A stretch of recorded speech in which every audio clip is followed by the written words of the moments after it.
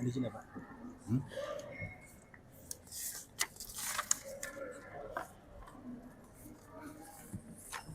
Bismillahirrahmanirrahim. Assalamualaikum warahmatullahi wabarakatuh.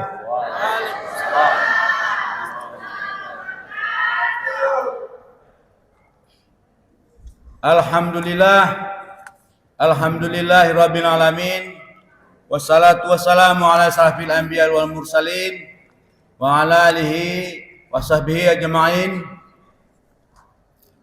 Puji serta syukur marilah sama-sama kita panjatkan kehadirat Allah Subhanahu wa taala dengan limpahan rahmatnya pada siang menjelang sore yang berbahagia ini. Kita dapat berhadir bersama di gedung dewan yang kita banggakan ini dalam rangka melaksanakan tahapan pilkada, yaitu penyampaian visi dan misi dari pasangan calon wali kota dan wakil wali kota periode 2024-2029.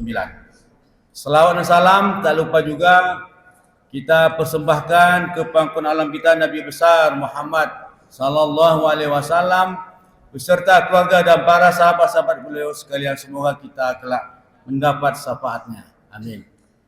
Yang sama-sama kita hormati Bapak Pimpinan Sementara DPRK beserta anggota DPRK yang terhormat. Yang kami hormati Bapak PJ Wali Kota Subulu Salam beserta seluruh perangkatnya, Pak Sekda, Sekwan, seluruh SKPK yang berhadir.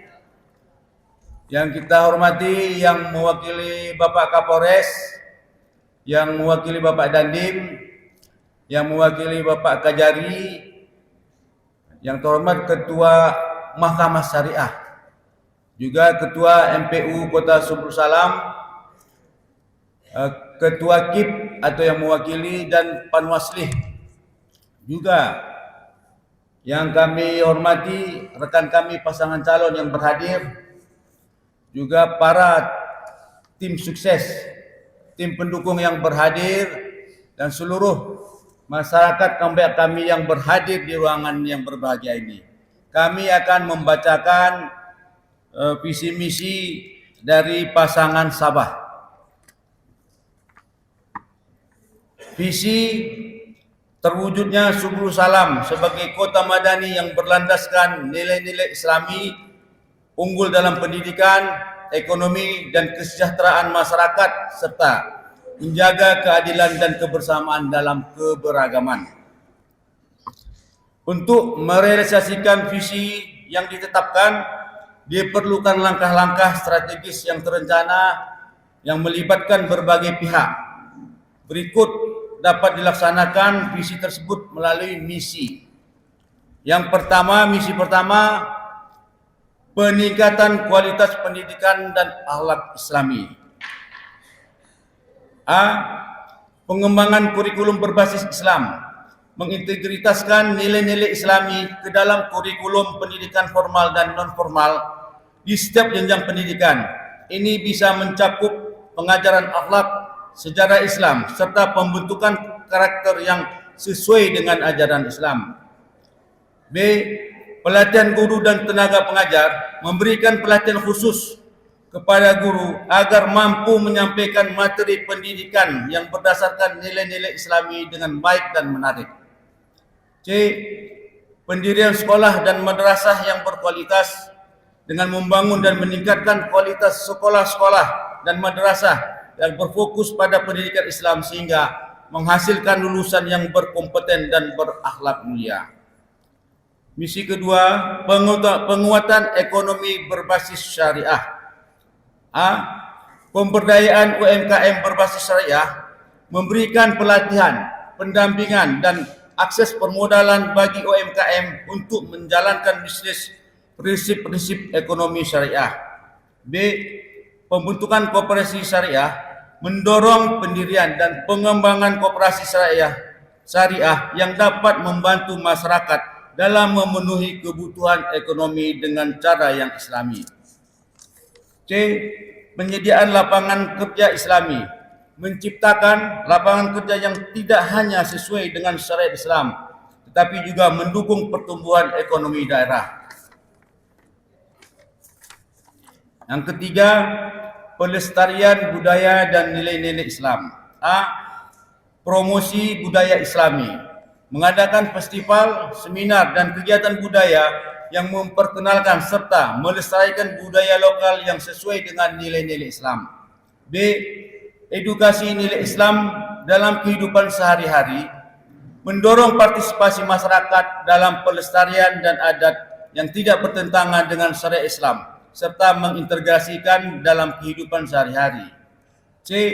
Dukungan pada kegiatan keagamaan, menyediakan sarana dan prasarana untuk kegiatan keagamaan serta mendukung organisasi kemasyarakatan yang bergerak dalam dakwah dan pendidikan Islam. 4. Pembangunan infrastruktur berkelanjutan dan ramah lingkungan. Pembangunan berbasis lingkungan, merancang dan membangun infrastruktur yang ramah lingkungan seperti penggunaan energi terbarukan, pengelolaan limbah yang baik dan pelestarian ruang terbuka hijau.